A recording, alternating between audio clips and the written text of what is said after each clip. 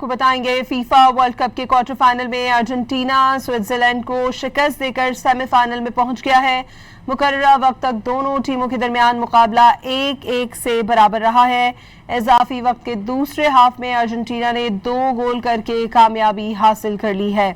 FIFA world cup से मुतालिक आपको अपडेट दे रहे हैं। फीफा वर्ल्ड कप के क्वार्टर फाइनल में अर्जेंटीना स्विट्जरलैंड को शिकस्त देकर सेमीफाइनल में पहुंच गया।